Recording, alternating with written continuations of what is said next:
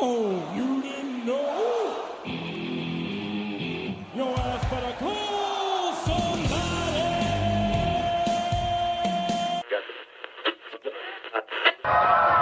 Oh, yeah! Hello again, everybody! There are many type of pies. Yeah? There's shepherd's pie. He's gonna puke! He's gonna puke!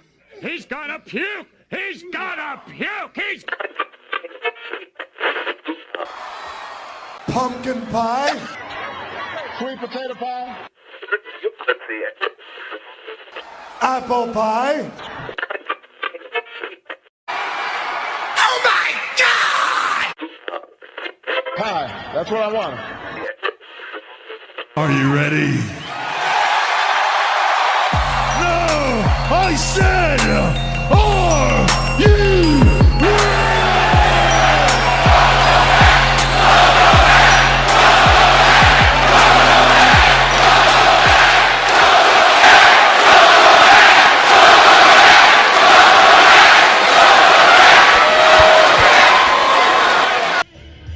So here it is, paid exposure every week, bi-weekly, monthly, something.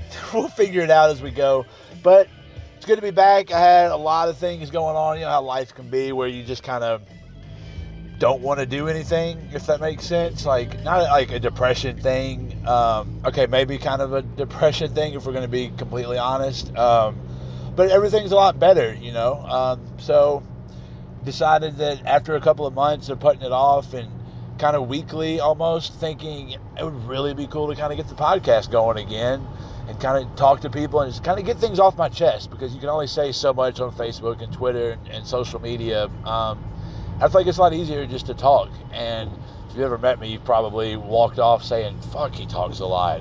Well, now you get to listen to me for like an hour or however long this thing goes.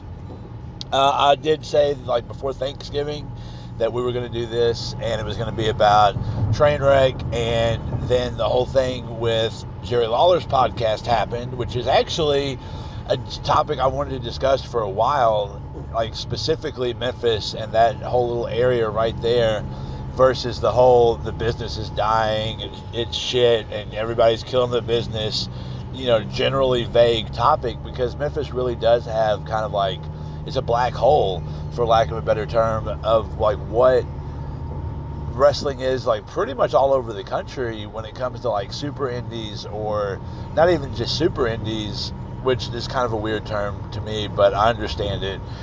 But just indies in general that draw really well and that are doing better and have an online presence or have a local presence within their community, where a lot of casual fans and a lot of diehard fans know who these certain companies are, whether it's like a Nova Pro or War that's in Ohio, Rockstar, AWE in Atlanta, which I think is starting to run like quarterly now. I'm not sure what's going on with that, which is not really the topic of this.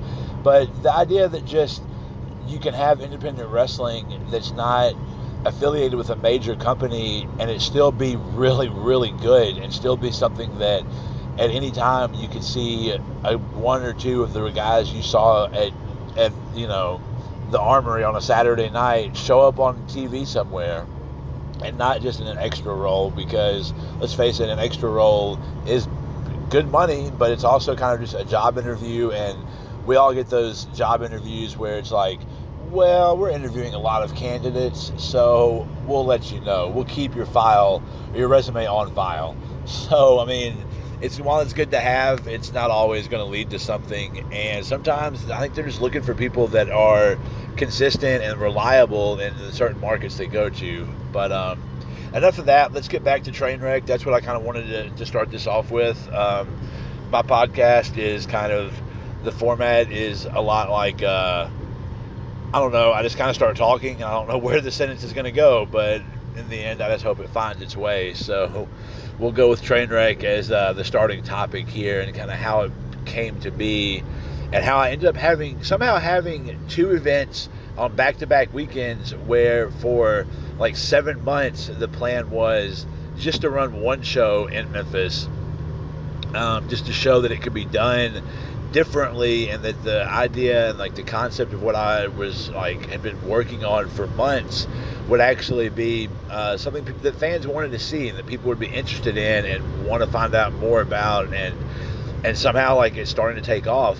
And I've got something I'm going to announce. I guess we'll do it right here later at the end of the show for February 2nd, and what that's going to be. It's something I think is really different. It's been done in a lot of other places, but it's going to be the first time in Memphis. So I'm pretty excited to tell y'all about that later. So if y'all been following anything on social media, you know that last year, right before Thanksgiving, shit really hit the fan for me, and it's probably the worst place in my life I've ever been, not just in wrestling, but in my personal life, in every aspect, really. And those details, I feel like they don't matter. Just think of like all the bad shit that could happen, and that's probably about everything that happened to me within the span of about 2 weeks. So from then on until about, I guess, March, I really only had wrestling to rely on, and it was kind of an outlet for me as far as it gave me people to be around that I was like the most comfortable I was around, and something to do just to take my mind off of like how deep and like fucked up everything was at the time for me. And after March was it was Prince of the Death match for IWA Mid-South, and I competed in that and decided I was going to take time off. And I guess I kind of said it was a retirement, but it was one of those like Terry Funk retirements where I knew I was going to be done for a while, but I knew eventually I would come back in some form or another. And I think I've had maybe a dozen matches since March, because I've never really like sought out bookings. I've had a lot of people ask, but it was, you know, I wasn't able to be there, so it wasn't anything where like wrestling became a priority anymore after March. It was just a thing that like I would go if I could, and my main focus after March was just trying to figure out how to I guess not stay relevant in wrestling, but how to just give back, I guess is a good way to put it, like be involved without having to travel so much, because I knew that where my life was headed, I wasn't going to be able to travel as much as I did, and I just saw where things were going, and I knew that having this company in Memphis was going to be the best thing for me, as far as for personally, professionally, for the fans, for everybody. I just knew that I saw things in Memphis and I saw things around the country, and I knew that Memphis was lacking the ideas that were starting to like form in my head over like what this company could be. So I had a couple of friends that I talked to a lot about the company and just like general ideas that I had, and then it started becoming a thing of like, all right, well, there needs to be, let's like, the ideas don't matter if you don't have a name for the company. And to me, it seemed like having a name for this company and being able to brand the company was the most important thing, because it could happen 6 months from now, 3 months from now, a year from now, whenever it was going to happen.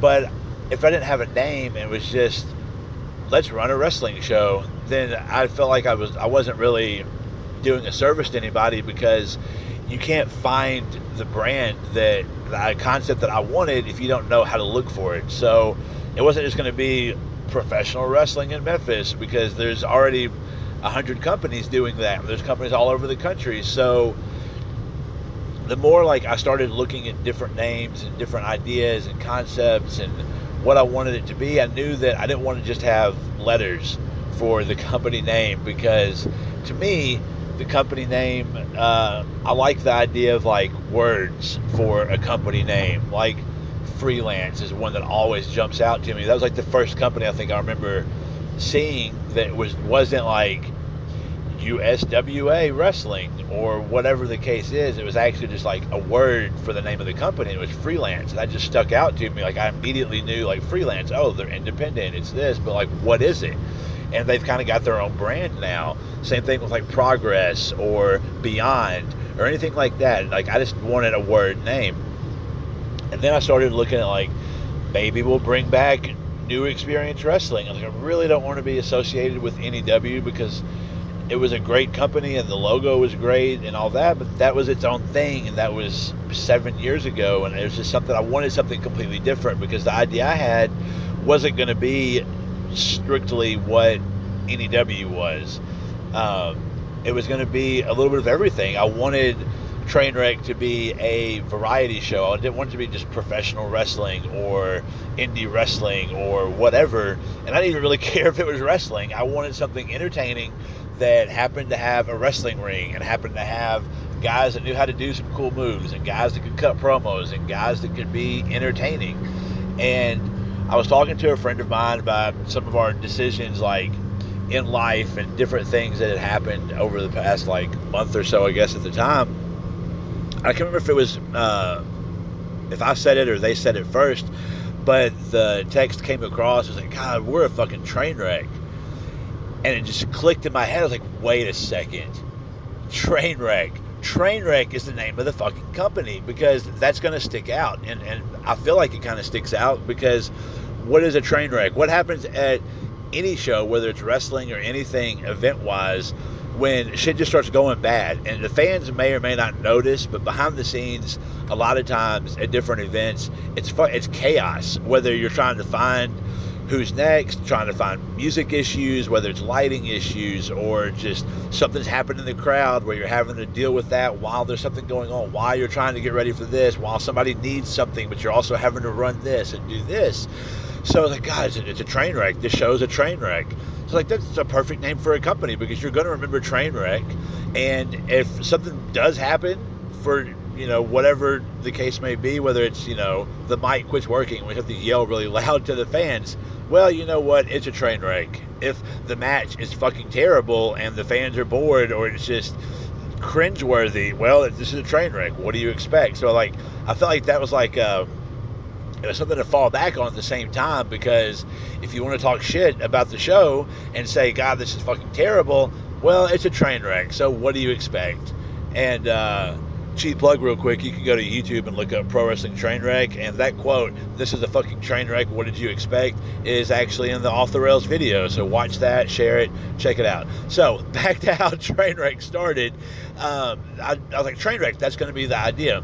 So I started looking up like different fonts, and like I wanted something unique, not just letters. And I found something, and I talked to Derek Drexel, who is a fucking amazing artist out of Oregon, Portland, if I'm not mistaken, but out of the West Coast, and has done a lot of artwork for me in the past. And I gave him my idea and what I wanted, and within like a day and a half, 2 days, it was just like, boom, here's your logo, here's this. We got like 2 different versions of it, and it was just off to the races, like setting up social media, setting up a tease for what it was going to be, because at the time I only knew of like maybe half a dozen guys I wanted for the show.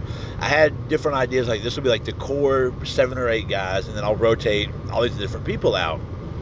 So I started looking. This was like April. It's like WrestleMania weekend. As a matter of fact, I think the announcement of Trainwreck was on WrestleMania, right around like the day, like on Raw. I tried to coordinate it with that, because I think from March up until then, I'd been trying to figure out what it was going to be. So I know there was a day. I have to look at the social media. I don't remember. So anyway, from April then on, I started looking at, okay, well, what's going to be a good day that in 6 or 7 months, I knew I wanted to do it within a year's time.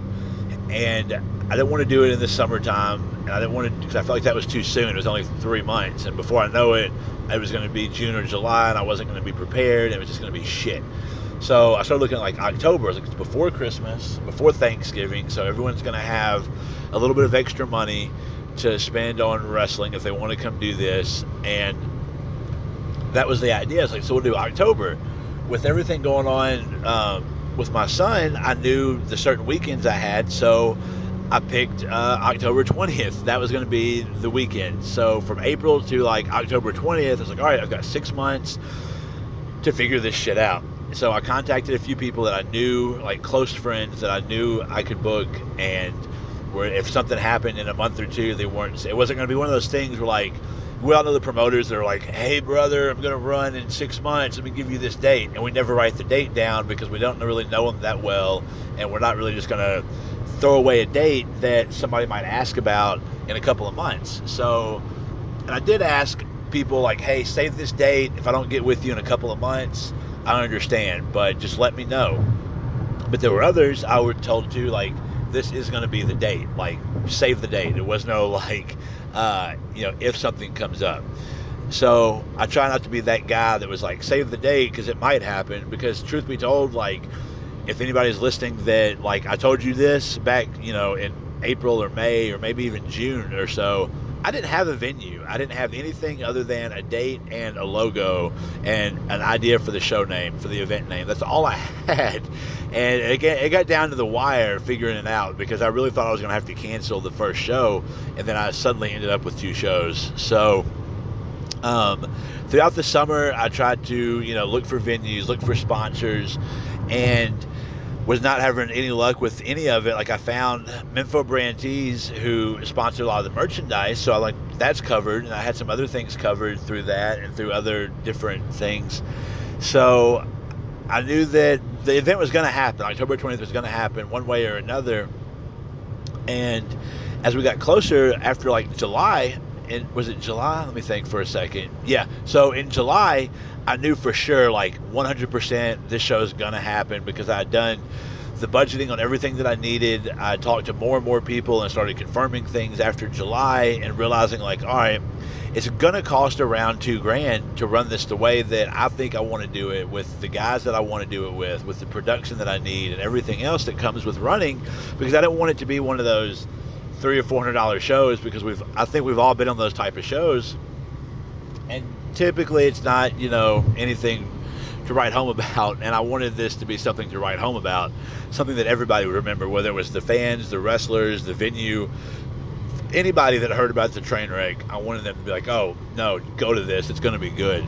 So July rolls around, and I started confirming more and more people, and it's still for October 20th. October 20th is still like the date that we're going to have it on.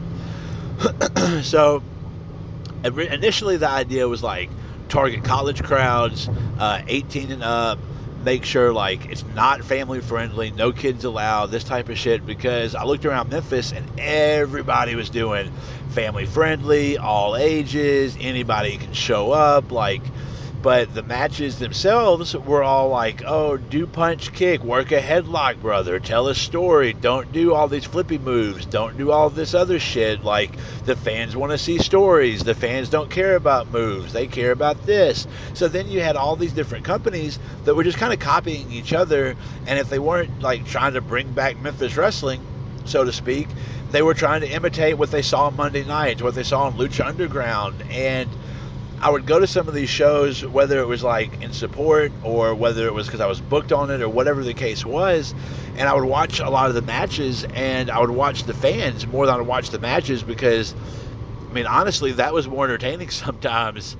And I noticed the fans kind of like, this is kind of what we see on TV. This is, guys that are imitating wrestlers, and this is a fun thing to do. And that was kind of the extent of it. There was no like amazement to it. There was not a lot of excitement to it. There was laughter at parts where there shouldn't have been laughter. And when I got ready for Trainwreck, I was like, I don't want there to be laughter unless like you're supposed to laugh at this. I don't want people that aren't paying attention to the matches that are happening.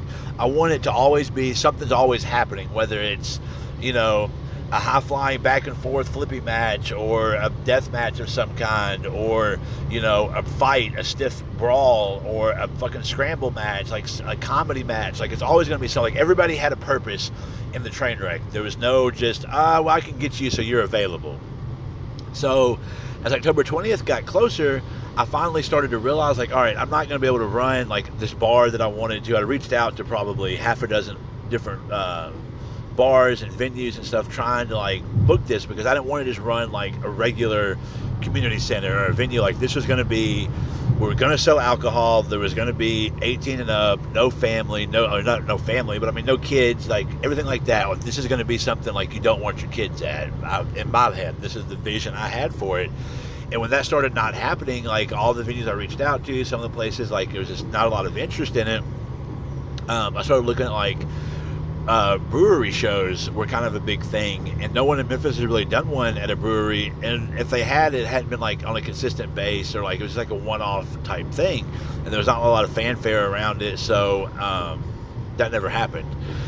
So anyway, I randomly went to a local brewery, Meddlesome Brewery, which is in Cordova. They've been around for about a year and a half, or just over a year actually, and so it's a small brewery, and they had a band set up in the back of it.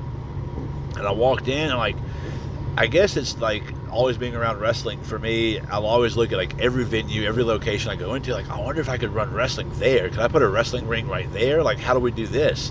So as I walked in, there's people everywhere, and the band set up in the corner. I was like, man, this would be a really cool spot for a wrestling show. Like, it's really small, really intimate, like, which was perfect for what I was wanting to do and everything. I was like, and it's at a fucking brewery. They're gonna have beer. Like, that's hand in hand. Like, this is perfect. This is exactly what Trainwreck needs. And it was like not really like changing the path, since I couldn't get to a bar like that. I'm not more established. I'm not gonna say more established, but a bigger location or like something like that, because a brewery to me is like they're established as just that. So it kind of like, I guess I kind of bypassed that in my earlier thinking that a brewery would be a good place to run. So I met Richie that night and talked to him, and we set up a meeting the following day, and I talked about the date that I wanted, and we were all good to go. And I mentioned that there's a beer festival probably 15, 20 miles away at Cooper Young that day that they were also going to be pouring at. I was like, well, we'll do it as an after party. And the idea was brought up that, like, they're not going to drive 20 minutes, 30 minutes after drinking for 4 hours to drink some more. So it's not going to draw. Like, it just seems like a bad idea to put those two together that far apart from each other. So we talked about doing it the weekend before on the 13th, which is the date we ended up going with. And I knew it was like a weird, like it was, I guess I'm one of those people for the last few years, like I've kind of believed in signs, and like if something, whatever the sign may be. And for a couple of months, I had known that I wasn't going to have my son on back-to-back weekends. So October 20th, I knew I wouldn't have him no matter what. October 13th, he was on vacation. So we decided to switch to the 13th. I already knew he would be gone. So to me, it was one of those signs, like this is one of those rare moments where you can actually go ahead and switch the date before, and it's not going to affect anything because my son came before anything. And that was the sole purpose of this. Like, when I booked October 20th, if the vacation's canceled, if anything changes, I can still do this date. And when we changed to the 13th, there was like that little bit of skepticism, like something could change, but thankfully it never changed. So now everybody I've talked to for October 20th, I'm having to contact again. Hey, the date changed, we're going to do this date. Hey, the date changed, we're going to do this date. And I went from having like the perfect card booked, like my dream card that I've been talking to these guys for the past like 2 months for, to like maybe 6 of the guys were still available. So it came down to like the last minute thing where I had like 7 weeks, I believe, 8 weeks to completely rebook everybody and find guys that now it was to the point of like, I don't want to book people just to say I booked them. So it's not like you're a last minute replacement, all I can find. But that was kind of the case. But it was the case of like, I want guys that I know are going to be good, that I know are going to be worth it, because I'd rather cancel the whole show and not even run if I can't find guys that I want to book. So I started thinking of like, okay, who else can I book? Who else would I add? And I started looking at like Ace Perry and Teddy King. Teddy King was one of the first guys to hit up the Trainwreck page. He found out that I was the one running it. He contacted me, my Facebook page, and at the time I knew Teddy. I'd seen him a little bit here or there, but he wasn't someone that like, he hadn't completely like piqued my interest. It was like, all right, it's one of those things like, I guess the same way promoters probably looked at me and they're like, yeah, we know Eric Wayne, but let's see what he can do later. We'll see if he goes anywhere and what he does. And Teddy I started noticing he's starting to go everywhere. The videos I see are entertaining, and like, this might be someone that I kind of overlooked in the beginning as like, yeah, I'll see what I can find. And I think a lot of promoters do that, but how you respond to that and the way you treat them after they treat you that way tells a lot about you. And Teddy wasn't, an asshole about anything. He was very understanding, just wanted the opportunity and all that. So when I had the 20th switch to the 13th, he was one of like the first ones I checked with, because honestly, I owed it to him, because he was like the first person to reach out respectfully, trying to get an opportunity. And now the date changed. It was only right in my mind to reach back out to someone that had wanted this opportunity to begin with. And thankfully, he was able to come through with a good carload, was completely like ready to be there, like anything he could do to help and all this. And I think that's great. I think a lot of guys kind of forget that. And Teddy really came through. So anyway, back to rebooking this whole show. I got it all figured out within like a week or so, I believe, for like basically the exact same price that I'd budgeted for the 20th. Well, in the meantime of talking to Richie about switching dates to the 13th at his brewery, I'd talked to Wiseacre Brewery, which is another brewery in Memphis closer to Cooper Young. And the reason I talked to Richie to begin with, it was, again, one of those things of like, I'm running out of a place. I've got to have a venue because I've got these guys booked. I'm like kind of married to October 20th. So when I had talked to Wiseacre before I ever met Richie, before I ever went to this concert and saw his venue, Wiseacre like hadn't gotten back to me in time, and I'm bad about that too. So it's like, all right, well, maybe Wiseacre's just not going to happen. It'll happen later. Like I got to find something. So after talking to Richie, I talked to Wiseacre. Hey, we're good to go on October 20th. So I'm like, shit. Well, now I've got 2 events, back-to-back dates, and now I've got to call some of these guys back and tell them, after I said we canceled, we're actually going to have 2 dates. Are you still available? And this was within like 4 or 5 days after having to reschedule to the 13th. Half the guys were like, I'm already rebooked it, whatever, like can't do it, whatever. So I'm like, great. So now I've got to go and find even more guys for the 20th. So the company name was really kind of living up to its name. I guess it was becoming a train wreck already, because now I had not just 1, but 2 events that I'm responsible for, 2 payrolls I'm responsible for, and roughly 24, 25 guys that I'm having to rebook all within like 8 weeks. On top of that, I had to talk to Drexel again, because now I got to get artwork out for the 13th. After getting artwork out for the 13th, I realized that the 20th is going to be a couple of miles from the Cooper Young Beer Festival that was the reason we had to switch dates to begin with to the 13th for the first show, for Hold My Beer, which was the first one. So now that whole after party for the festival is actually going to be a thing, because Wiseacre is close enough to Cooper Young that people are going to come there for an after party. So I made the flyer for the October 20th for Off the Rails, because the way I looked at it was I wanted the first one, Hold My Beer, to be a really, really badass poster, something that I knew I'm not capable of, something that someone like Drexel could do, because again, a lot of the thinking I had behind Trainwreck was what's different for Memphis, but it's something that nationally can get attention, because I wasn't just thinking about Memphis when I started Trainwreck. I wanted Trainwreck to be one of those like go-to places for guys, because there's a lot of companies nationally that are like go-to places for young wrestlers, for established wrestlers, for veterans that were on for TV guys, for everybody. And that's what I wanted Trainwreck to be. I didn't want it to be just another Memphis wrestling company. Memphis has enough companies that are just, running through the motions and don't really have a goal. They don't have a game plan, or at least that's the way I look at it from being at different companies and from seeing the different companies that run. If they do have one, then I'm not sure what it is. So now we're 2 shows in, and having to figure out everything's gonna now I had to basically book 2 shows, and it all fucking changed. So the week of the first show, I had the card figured out, everything. I had staff in place, and I was still running myself short. I talked to Mason Dixon Line, who I decided I wanted to main event the show against the Gymnasty Boys because they had a fucking amazing match at IWA Mid-South earlier in the year. I didn't want to be one of those promoters that, like, he always books himself in the main event, always puts himself on the poster, always does this, always does that, because Trainwreck isn't about me, because I realize that most people really don't give a shit about Eric Wayne, and it's not me being, like, down on myself or anything. It's me, like, just trying to, as hard as it is, to, like, take yourself out of the picture and realize, like, what's better for the company.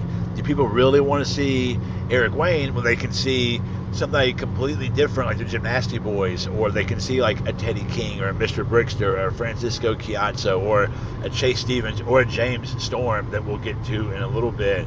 Like, I know that I don't want to build the company around me, but at the same time, I really don't care if people know the company's mine. And I got that from Ian Rotten, where he was one of the first people ever to wrestle on a show and then come out on the mic, be the figurehead on his own show. It goes right back to the WWE thing, where don't copy something that people can watch for free on TV. And I don't know if Ian ever did this on purpose or not, but he created something different. You're not going to watch an IWA Mid-South show from 10 or 15 years ago or from, last week and ever confuse it for WWE, not because of the production or anything, but because of just the style and the atmosphere of it. So, like, for the longest time, I never put out that Trainwreck was my company on any social media. In fact, I never even advertised myself, I don't think, until the poster first came out for Hold My Beer, where Drexel put me dead center. I've heard people say that I purposely asked to be put dead center. I didn't, guys. Drexel did that because he decided when he designed the poster, that's how he wanted to design it. All I told him was the idea I had, gave him the information, and let him run with it. So for anybody thinking that I'm the one that put myself on the poster and in the center like that, no, that's not how it happened at all. In fact, I might have him put me dead center on purpose more often now, since I think a lot of people don't know that I hear the things they say and that they think I did this on purpose. Anyway, back to Trainwreck. Back to trying to figure out how to run two shows basically on your own, because while I had staff, I'm one of those people that's like, I'm very hands-on. Like the other shows that I've ran, I was very hands-on with a lot of things. So we had an issue going into the first show where I had all the music lined up, ready to go on the laptop, and I get locked out the day of the show. Like at the brewery, I'm sitting in the bar trying to get logged on, can't get logged on. Get logged on, can't get into the computer because it was like a Google Chrome laptop where you have to have Wi-Fi, I have to log into Facebook, and it was one problem or the other. And for some reason or another, I could not get onto the laptop to access the music. Guys are showing up. Like, this is like 3 o'clock, 4 o'clock in the afternoon.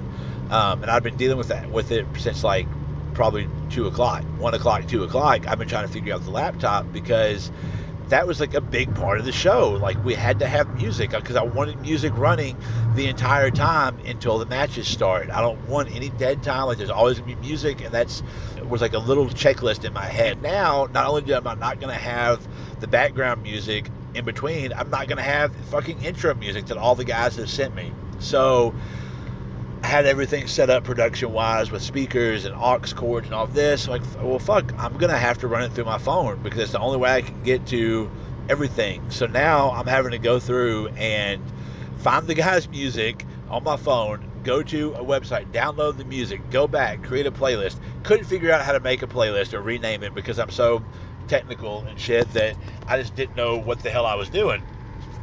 So it becomes, all right, well, I guess I'm going to have to run it because I'm the one that's familiar with who everybody is. I know the song names. So Jerry was helping me with it, and she was more in control of like the volume of things and letting me know when they were in the ring and everything so that I could focus on like getting this ready and getting ready to do this and like whatever. So on top of having to run music, I'm having to run to the back to check with guys. I had the referee come up to me after I say, hey, you and him are going to alternate matches. Which alternate, that means back and forth. He goes, okay, so I'll take one and then he takes one. It's like, yes. That's exactly what I just said, alternate. And so then he asked me if he can have a match, which means they're not going to alternate. They go back to back. I said, no, I just fucking said alternate. This is how it's going to be. Oh, okay. Fucking train wreck.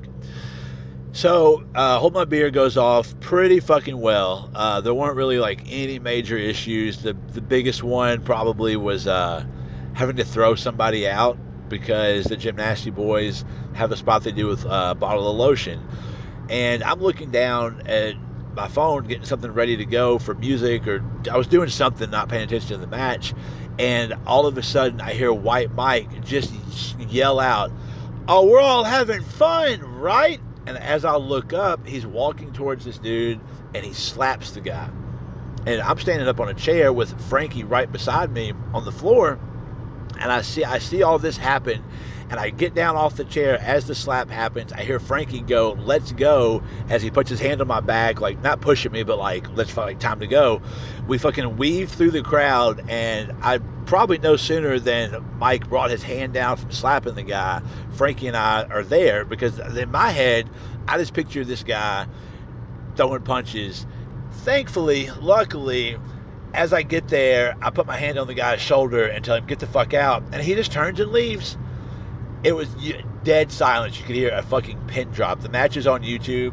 If you go and look up Pro Wrestling Trainwreck, Hold My Beer main event, and you'll see that that spot is actually in the video. We didn't have any security. The guardrails, the barriers that we had, we used to protect the brewery equipment, because going into it, my idea was the fans can be up on the ring. I don't care if they're banging on the ring. So it was one of those beyond ideas where the fans literally are on the, putting their beers on the apron, hanging out on the apron. But around Memphis and in the South, we don't do that. There's a barrier there. You're told to stay back. We just didn't care about that. I didn't care. The boys had been around companies like that before. Everybody pretty much knew Beyond and knew what the concept was. Hold My Beer is where I also realized that going family friendly didn't really matter, because the families were still going to show up. You still advertise it as all ages, and if you want to bring your kids, that's fine. But realize that you're bringing your kids to a brewery where we're not saying this is family friendly. We purposely did not say family friendly. We just didn't advertise it as 18 and plus. There was a drink till you drop street fight with me and Dale Patrick's, where we take beer and we chug for 5 seconds. There were 8 and 9-year-old kids there chanting chug, chug, chug, while the fans are counting along with us for the 5 count. During the main event, because White Mike and Silas Mason were in the ring, there ends up being an "eat my ass" chant from those two guys, that the whole everybody there starts chanting, "Eat his ass, eat his ass." Again, that's in the video. You can watch that on YouTube, Pro Wrestling Trainwreck. Anyway, so I had families come up to me like with their 8 and 9-year-old kids, saying like how much they loved it. Their kids had a blast, like want to come to the next one. They're going to be at Wiseacre next week now. And I had fans come up to me like during intermission and everything, saying like they didn't understand what Trainwreck was. Like we didn't get Trainwreck, but now we get it. Like it's just crazy the whole time. And like there was a little sense of pride in me, like deep down, because I didn't make it known. I like when these people were telling me this, like, "Oh, well, thank you. I'm glad you enjoyed what I did." I don't give a shit about putting myself over to anybody. I'll do it now because you're listening to my podcast. So, there was that little bit of sense of pride where it was like, I'm so glad I was able to figure this stuff out. Like the idea that I had, it came through. It was expressed correctly. Like I was so proud that like the crew that I had picked, like everything fucking worked. Like it was a step in the right direction. Like as chaotic as it was, like for me, trying to do everything like a dumbass, it was good that the fans, nobody noticed it from the outside. Just watching what happened, you couldn't tell that it was chaos for me 90% of the entire show at Hold My Beer. And I learned, after talking to Devin Dixon and to different guys afterwards, like, yeah, obviously you have to have a staff. That's one thing that I overlooked putting all of this together, was find people, more people, that is, that can do things for you, so you don't have to do the whole thing by yourself, which is what I did at the first show. So the second show rolls around. I made the poster for the second one. I did it myself because it wasn't, that I didn't want Drexel to do it, because to me, Drexel is going to be the only one that does it, because his artwork, to me, is a cut above the rest. We'll use that line. How about that? So I started thinking about it. I was like, I'll have him, I'll have him make the poster for Off the Rails. But then I realized we're doing this as an after party for a bunch of drunk people that have been drinking since 1 o'clock. The after party is not going to start till like 7:30. So for 6.5, 7, 8 hours, people have been drinking. I don't really think we need the level of artwork that Drexel is capable of, when I really just need to get across the event name, where it's going to be, and a couple of people or a couple of matches that you're going to see on this. So I knew I wanted to do the street fight again. We changed it from Drink Till You Drop. There's a regular street fight, and the only other person I put on there, I think, was Chase Stevens. And of course, the information: free show, Wiseacre, after party, the date, So I talked to JC Rotten about coming on for the 20th, because I had Chase, I had Cassidy Riley, I had the Gymnasty Boys, so I had my big match that I felt was going to gain attention from anybody online, because I always look at online versus your local market. And I feel like Memphis doesn't, all of Memphis it was one of those things where it was a 50-50 thing for me. They may or may not know any of these four guys. But I feel like wrestling fans and internet fans and those group of fans that I'm targeting, that I'm trying to cater to, they're going to recognize all four of these names. And this is kind of a dream match for me personally. I feel like it's a fucking dream match, and for fans of both guys, this is a dream match. Like the Hot Shots versus the Gymnasty Boys. I thought it was great. I'm personally proud of myself for putting that together. It all happened at the last minute, because again, this is a fucking train wreck, and everything happened at the last minute, because that's how wrestling is. Anybody listening to this is probably shaking their head and laughing right now, because everything happens at the last minute in wrestling. All your plans change, and the ones that don't change, you're just thankful that it wasn't 95% of the card. So Off the Rails is going to happen, and besides having them, I knew I wanted something that was just going to be different, like a sleeper match, I guess, so to speak. And me and JC had fucking killer matches at IWA every time, because I think we're both the same way. Neither one of us are really going to say no to anything that we come up with, and we want to do anything we can to entertain the fans, whether it's shopping cart bumps, whether it's getting the shit beat out of us, taking a pile driver off the top rope through a ladder, whatever. It's just, we don't care. And I knew we were going to have this unique chemistry that was going to be perfect.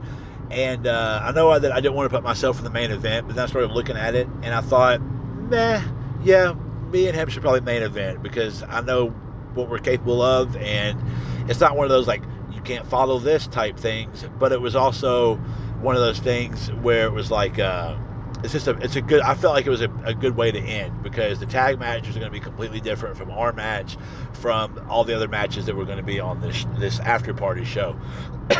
So we get ready for it, and JC goes above and beyond. I told him about the festival thing, and he just immediately was like, all right, I'll be there, try to be there as early as I can to help set up, to help promote, whatever you need, blah, blah, blah. JC and Tori and his carload got there, I want to say right after the ring got set. The ring had just got set up. I'm trying to figure out all the sound equipment, because, I'm so technological that it was, a breeze. So it's 1:30, 2 o'clock, and we're trying to get to this festival to go hand out flyers and promote the show. So we're handing out flyers and everything and finding people, and everyone's they're looking at me and him, and I said, we're actually going to wrestle each other. And people kind of laughed at it, because, in Memphis, and I think a lot of people that aren't just the casual fans, there's always that stigma of oh, it's real, right? If you're wrestling each other and y'all are friends, why are you here promoting it?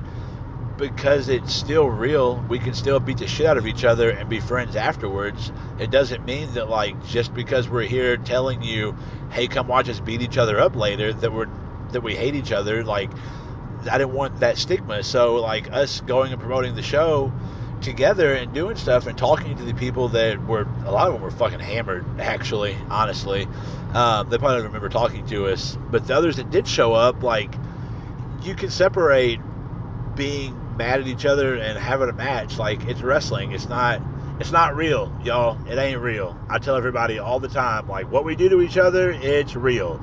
But who's going to win? Like, 95% of the time, we may know that. Maybe, maybe not. You know, things change from time to time. But if you just back off and realize, like, oh, this isn't UFC, which also outcomes are predetermined on that, by the way, just to let you know. Maybe you'll have a lot more fun. Maybe you just realize, like, oh, this is entertainment. It is fucking entertainment. We're, for lack of a better term, we're actors. So, you know, get over it, deal with it, and have fun. That's what you need to learn. Just have fun. If the guys in the ring are any good, you're going to forget that this is predetermined, fake, phony wrestling bullshit, and you're going to have fun one way or another. And I feel like both of these events have kind of proven that Memphis wrestling doesn't have to be what it was, brother, for you to be entertained. So Off the Rails turned out to be fucking amazing. I feel like the family from the first show came to the second one and told me all week he's talked about this. It's all he's waited on, talked about, told his friends about, like, thank you so much for doing this. He loves it. We want to know when the next one is. And I didn't have a next one. I felt terrible because I didn't know what to say. Like, I didn't have anything planned after this. So I told him, like, you know, follow us on everything. That's all I can do right now is to tell you that, because it's a work in progress, and it's one of those things where I know eventually something's going to happen, and actually, I'll tell you what is going to happen February 2nd. So, you know, the second show went off great. I found out that having JC Rotten there is fucking amazing because he took the reins for me in the back on a lot of other things and was able to help. And, like, I didn't even realize, like, the load he took off my shoulders from the first show to that one, having him there to help, because he was able to just know what needed to be done from running shows with his dad and from being around it and just, like, keep things running. The laptop issue wasn't a problem because I found out a tablet works a lot easier and you can create playlists with an app. And I made sure, like, I spent probably 3 hours on Friday night getting ready for Off the Rails because I was going to be damn sure I don't have to run music and run back and forth because the locker room was, like, all the way on the other end of the brewery from where I was going to have to run sound. So there was no way I was going to be able to be as close to the locker room as I was at Meddlesome. We'll fast forward to James Storm. I've heard a lot of people ask about James Storm and how, or why I wouldn't promote James Storm and how this even came to be, like, as a surprise. Complete just, like, luck. I talked to Storm after he got there, and we came to an arrangement that ironically enough happened 5 feet from a hot dog cart, that the hot dogs were not featured in this arrangement that we came up with. So the idea, thanks to JC again, because I tried to figure out a way to keep the card and make him one surprise on this, and JC just walks up and is like, hey, we'll make it a 6-man, do this and this and then this, and this happens, and then Storm comes out. I was like, that's what we're going to do, y'all, what he said. Like, that's how it's going to go. And that's the short version, the most details I'm going to give you of how I got Storm as a fucking badass surprise for Memphis fans, for Trainwreck fans, for wrestling fans in general, because, hell, I mean, Storm is fucking awesome to me, and this, not just putting him over in case he listens to this, but, like, seriously, y'all, like, spend the money to book him, because it's well worth it, because just we sat there and we watched matches together. He's great for your locker rooms, he's great for the ring, he's, like, all around definitely worth booking. So I say spend the money and do it. You're not going to be disappointed in it. But speaking of Memphis fans, I'm only going to try and do about 8 or 9 more minutes on this. We'll keep it under an hour if we can. So I'll just brush through this real quick because it's been like 2 weeks. Jerry and Kevin did their podcast, and I actually reached out to Jerry a couple of times since then, and that was part of the reason why it took so long to, after I announced that we were going to do this whole Paid Exposure is coming back, and then he did his podcast, and then Thanksgiving happened. But in the meantime, I reached out to Jerry, and I wanted to give him time to respond because I really did, and still do, want to talk to Jerry about his podcast because they made a lot of good points, but they also just kind of beat a dead horse, and they said things that are really, honestly, they're kind of irrelevant in 2018 and 2019.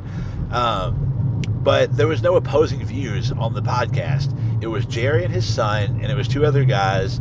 I believe they said, like, the youngest guy there was, like, 45, and that was Kevin, if I'm not mistaken. So, like, they brought up points of, like, social media being used, and Jerry kept going back to having TV, and you got to have stars to draw fans, and without TV, you don't have stars. That's true. He is right about that, but the media format has changed. You don't have to have TV to have stars. Joey Ryan was never on TV when he started gaining exposure and getting booked all over the country. I mean, I know he's had TV since then. I get that part. But he didn't initially have TV to get over, and he got booked everywhere. He's like a millionaire because of it and because of other ventures. And I feel like that's just kind of a stigma that Jerry holds on to because he is right. 30 years ago, you needed TV to have stars, to create something the fans wanted to come see, to have that larger-than-life appearance. But you don't need that anymore. The business has changed to where they want to see people they can relate to. They also do want to see those larger-than-life personalities. They also want to see all of this kind of stuff. But the thing they want more than anything, I feel like, is they want to be entertained. They don't want us to hold the curtain in front of them and pretend like all of this is real and you have to believe everything. Otherwise, it's stupid and it's killing the business and it's pointless because, let's face it, y'all, there's a guy, Joey Ryan, who has the strongest dick in the world, and his dick will fucking flip you and suplex you. There's an invisible wrestler that won a match in New Orleans during WrestleMania weekend. It's pro wrestling. Anything can happen if you make it entertaining. And I think that's what Jerry and Kevin and everybody were missing on that podcast. They don't have the opposing view to say, you don't have to have the $10,000 production that Kevin claims he had for his last show and not do anything with it. And the biggest problem I noticed with their podcast and then the ideas they had was holding on to old ideas. Like, you have to have, what was it? You have to have somebody willing to lose money for 4 to 5 shows to gain interest with the fans before it becomes profitable. So you have to have a money mark to run shows to get over, and then when they don't make their money back, they quit, and then you just find another money mark, and you burn out the money guys over and over and over again until Memphis is where it's at now, where nobody wants to run shows here, and the guys that run shows here aren't on the level that they need to be on. Because let's face it, that part of the podcast was also right. They're cosplay wrestlers. They're not really wrestlers because they only wrestle around Memphis. They don't go anywhere. They don't have aspirations to go anywhere. And they don't try. They don't want to try. They got their training. They got to wrestle in front of their friends and family. And they're happy with that. They're happy with the small crowds. And small crowds are not whatever. I mean, I drew 150 that was shoulder to shoulder, standing room only at Meddlesome, and over probably 300 to 400 at Wiseacre that was so spread out it didn't look like it. So that's a small crowd. I get it. The Coliseum used to sell out how many months in a row in the 70s and 80s when there was TV with like 7 channels and you had stars because there was nothing else to do but watch those 6 or 7 channels. So of course Memphis TV had a 90-minute time slot on Saturday mornings and you were able to draw. You're right. That's exactly right, Jerry. That's why it drew, because there was nothing else to do. There's so many different platforms now to entertain your other fans outside of wrestling that it doesn't matter if you have TV or not. If you don't have a way to hook your audience and have something different for them that they can't find anywhere else, then they don't care. Kevin and them all talked about like how there aren't stars and there isn't this and there's guys this and like every excuse you could come up with on why like Memphis doesn't draw like it used to be. But last year, Kevin Lawler booked me against one of the hottest guys in the country that's only been wrestling for like 2 years and put him under a fucking mask, y'all. He booked Myron Reed under a mask, who had never been in a mask, to wrestle me in a mask, who's only wrestled in a mask one time. And when I got there and found out it was Myron, I didn't understand why you would put Myron under a mask and then say, do all your cool flippy shit. Hey, Eric, have you seen this guy before? He's really good. And I'd already booked Myron a year before, 6 months before that, when I was booking for a different show and knew how good he was, and didn't put him under a mask and let him do all his cool shit and let him get over. But Kevin wanted to put him under a mask because the Dazzler gimmick is what fans want to come see. Again, more outdated thinking and more shit that there was not an opposing view on this podcast. So you have to think about these kind of things when it comes to Memphis wrestling. If you're going to spend all this money on shit, have a game plan beyond one show. Have a game plan beyond bringing in local guys that are decent but not what you really need, because the fans can tell the difference between guys that are just, come from within 3 or 4 hours versus 6 or 7 hours, or the guys that travel all over the country, because you're more seasoned when you travel. The guys in Chicago and St. Louis and Houston and Miami and Tampa and Atlanta and Carolinas and Birmingham and Mississippi and Memphis and Ohio and New York and Indianapolis, they all do different things, because every part of that country, does things differently. So when you have guys that travel to all those different places, they become more well-rounded and they're able to get over in any atmosphere that you put them in. So when you start spending money on guys not because they're only good for $30 or $40, but because they're willing to get that opportunity to travel somewhere for $30 or $40, that's the difference in making a product that fans want to support and want to come see. And I think that's the biggest thing that Memphis is missing, is you're paying guys what they're worth and not what they're willing to do for the opportunity, if that makes any sense. Because the $20 and $30 guys that are only worth $20 and $30 are going to be a lot different than the guys that don't mind driving hours on end for that opportunity for the same amount of money. And when promoters figure that out and figure out the guys that are worth booking that are massively undercutting their value because they want to be on your show, want to be involved with your product, and want that opportunity, then I believe that things will be a lot different. And this isn't just a Memphis thing. This is just in general. When you start to realize that, like, these guys are way more valuable than what I'm paying them, and they know that, but they also know how wrestling is, and that's why you have to have merchandise and you have to have other avenues to make money, because if you do solely rely on what you're getting paid to wrestle, you're never ever gonna make money. And by the time you get to that point, you might be too broken down to be able to do it for very long to make a living out of it. And even when Jerry and them were on TV and 90 million homes for 2 hours a day and 8 days a week and all this kind of stuff, they still had bigger checks through merchandise than what they were getting paid. And that's just facts. Merchandise is going to be the way you make a lot of extra money, because it's a lot easier to generate merchandise than it is to be paid to wrestle, and that's just facts. So I really feel like if you want Memphis wrestling to be different, you have to do something different, and that's the problem with everybody in Memphis. If we're going to really just pull the curtain away and quit being nice and beating around the bush about shit, you got to do shit differently. You got to not worry about what Jerry's going to think, because Jerry is just turned 69. He doesn't give a shit what you're doing about your little company. He proved that with his podcast. He doesn't give a shit. If he cared, he would do a lot more than he has. And he's not, and it's not that he doesn't care, fuck you guys, this and that. No. there's not TV, there's not things that are the way he thinks they should be, so he's not going to go out of his way to help you. And if you're not doing anything worth his time, he's not going to go out of his way to help you. He's going to do things that are going to benefit him, and there's a reason why he's the fucking king. I mean, he didn't get to where he is for no reason, because he did things that benefited him, and that's fucking business. You do things that benefit you as much as you do things that benefit others. If it's mutually beneficial, that's great. If it's going to benefit you, then of course you fucking do it.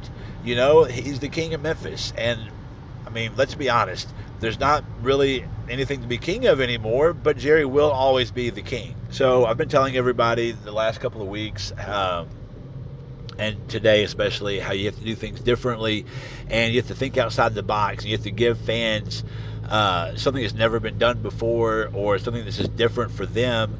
And February 2nd, I have secured a venue, I've secured a talent, and Trainwreck is going to run again at the High Tone in Memphis on February 2nd, and it'll be me versus Francisco Ciatso in a first time ever for Memphis no ring death match.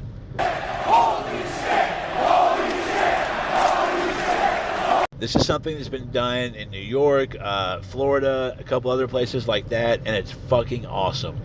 It's exactly what it sounds like. No ring, no rules, weapons optional, and highly, highly advised. So Frankie's never done a death match. I've done a few of them. Now we're just going to take the ring away. We're going to have a couple of bands. They're going to come to the High Tone and play before this. And then me and Frankie are basically going to beat the shit out of each other in your lap using weapons and whatever else we can find. So if you like different and you like things that you've only seen online and only heard about, that you come to High Tone in Memphis February 2nd and watch me and Frankie in a no-ring death match. Until next time, guys, take care, and, go follow Trainwreck everywhere. Hey everybody, thanks for listening. Before you go, do me a big favor. Jump over to Twitter, give me a follow at Mr. Watch the Left. That's MR for Mr. Watch the Left. If you have any questions, comments, concerns, or hate mail you want to send me, do it there or my regular email at bookericnow@gmail.com.